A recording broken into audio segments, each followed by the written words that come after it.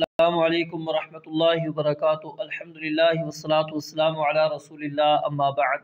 آج کا ہمارا سبق سورۃ الحجرات آیت نمبر 10 اور 11 ہے۔ اعوذ باللہ من الشیطان الرجیم۔ انما المؤمنون اخوۃ، انما یہ کلمہ حصر ہے، پہلے بھی آپ کو بتلایا تھا۔ انما کلمہ حصر ہے اور اس کا ترجمہ کیا کرتے ہیں؟ اس کے سوا کچھ نہیں، یا پھر صرف، یہ بھی ترجمہ کیا جاتا ہے۔ انما اس کے سوا نہیں، المؤمنون ایمان والے، مؤمنین، اخوتن بھائی ہیں، اخوتن بھائی ہیں۔ کیونکہ لڑائی سے روکنے کا سب سے مؤثر طریقہ کیا ہے؟ لڑنے والوں کے درمیان میں جو ان کا قرابت کا ہے احساس پیدا کر دیا جائے، احساس دلایا جائے کہ تم کس سے لڑ رہے ہو؟ اپنے بھائی سے لڑ رہے ہو، یہ کتنی بری بات ہے۔ تو اس سے کیا ہوگا؟ ان کو احساس ہوگا، وہ لڑائی ختم کر دیں گے۔ تو اس لیے اللہ رب العالمین نے فرمایا اس کے سوا کچھ نہیں، المؤمنون مومن، اخوتن بھائی ہیں۔ فاصلحوا پس صلح کراؤ، فاصلحوا پس صلح کراؤ، بین اخویکم اپنے دو بھائیوں کے درمیان، بین اخویکم اپنے دو بھائیوں کے درمیان۔ اخن یہ واحد ہے اور اس کا تثنیہ کیا آتا ہے؟ یا تو اخوان اور اخوین، نون بھی تھا، یہ نون یہاں سے اضافت کی وجہ سے کیا ہو گیا؟ نون اعرابی گر گیا۔ تو بین اخویکم اپنے دو بھائیوں کے درمیان، اس سے مراد دو فرد بھی ہو سکتے ہیں اور دو جماعتیں بھی مراد ہو سکتی ہیں۔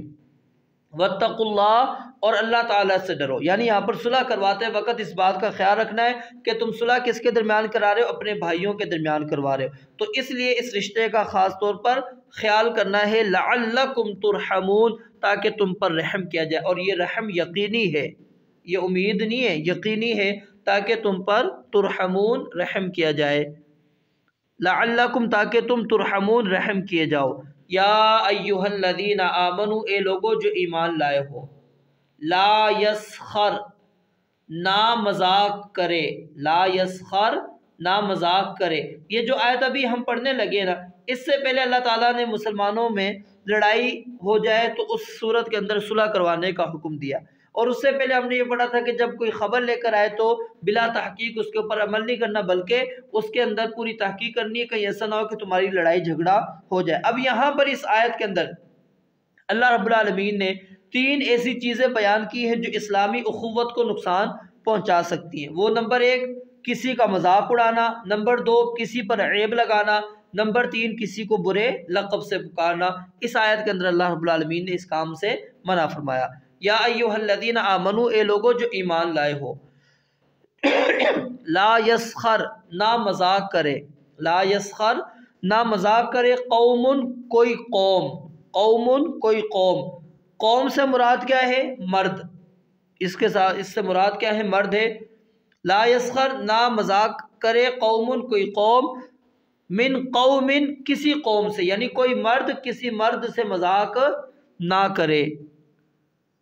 عسا ہو سکتا ہے، ان یکونوا یہ کہ وہ ہوں، عسا ممکن ہے، قریب ہے، ہو سکتا ہے، ان یکونوا یہ کہ وہ ہوں، خیرن بہتر، منہم ان سے، منہم ان سے، ولا نساء اور نہ ہی عورتیں۔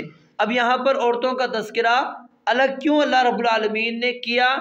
کیونکہ مسلمانوں کا جو معاشرہ ہے وہ اختلاط والا معاشرہ نہیں ہے، وہ الگ الگ معاشرہ ہے، مرد الگ ہیں، عورتوں کی مجالس الگ ہیں۔ اور قوم کا لفظ اللہ رب العالمین نے اس لیے ذکر کیا کیونکہ اکثر کیا ہوتا ہے؟ مذاق اڑایا ہی اس وقت جاتا ہے جب زیادہ لوگ موجود ہوں، مجلس لگی ہوئی، اس وقت مذاق اڑایا جاتا ہے۔ ولا نساء اور نہ کوئی عورتیں، من نساء دوسری عورتوں سے مذاق کریں، عسا ہو سکتا ہے، ان یکن یہ کہ وہ ہوں، خیرن بہتر، منہن ان سے۔ تو یہاں پر اللہ رب العالمین نے منع کر دیا کہ کسی کا مذاق نہیں اڑانا، کسی کا تمسخر نہیں کرنا، کیونکہ اس سے کیا ہوتا ہے؟ دلوں میں شدید بغض پیدا ہوتا ہے، اور جس کا مذاق اڑایا جاتا ہے وہ اپنی تذلیل سمجھ کر ہر وقت انتقام کی آگ میں وہ جلتا رہتا ہے، اور وہ موقع کی تلاش میں ہوتا ہے، اور جیسے ہی اس کو کوئی موقع ملتا ہے وہ فوراً اپنا وار کر لیتا ہے۔ اس لیے فرمایا کہ کسی کا مذاق نہ اڑاؤ۔ اور وجہ بھی بیان فرماتی ہے کہ ہو سکتا ہے جس کو تم حقیر سمجھ کر ذلیل کر رہے ہو اللہ کے ہاں وہ تم سے کیا ہو، بہتر ہو۔ اچھا یا برا ہونے کا دار و مدار ظاہری شکل و صورت پر نہیں ہے، بلکہ تقوی پر ہے، دل پر ہے کہ اللہ رب العالمین کو اس کا علم ہے کہ کون بندہ بہتر ہے اور کون بندہ بہتر نہیں ہے۔ اور عورتوں کا جیسا کہ میں نے آپ کو بتایا الگ ذکر اس لیے بھی کر دیا کیونکہ مجالسیں الگ ہوتی ہیں، اور دوسری کہ عورتوں کے اندر بھی یہ چیزیں پائی جاتی ہیں، اس لیے ان کا خاص طور پہ ذکر کر دیا۔ اور یہ اس کے مخالف نہیں ہے کہ قوم کے اندر عورتیں شامل نہیں ہیں، قوم کے اندر عورتیں شامل ہوتی ہیں، لیکن ان کو یہاں پر الگ بیان کر کے ان کو خاص طور پہ اس سے منع کر دیا گیا۔ اب یہ جو مذاق ہوگا یہ چاہے انسان زبان کے ساتھ اڑائے یا کسی کے نفس کی طرف وہ اشارہ کر دے یا نقل اتارے، ہر طرح کا مذاق کرنا کیا نام ہے، حرام ہے۔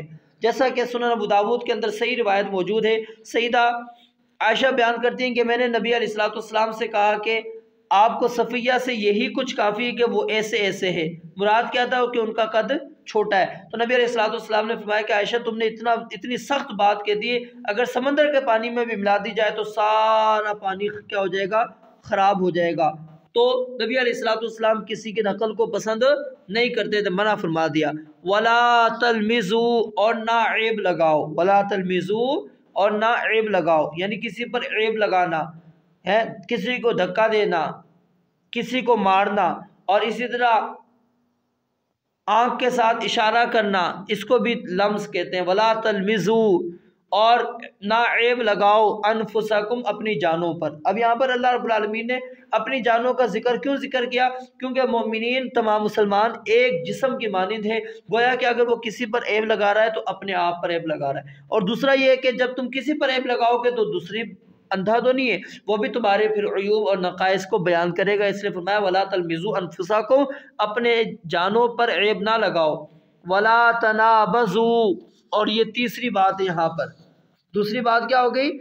ایک دوسرے پر عیب نہیں لگانا، اور تیسری بات کیا فرمایا؟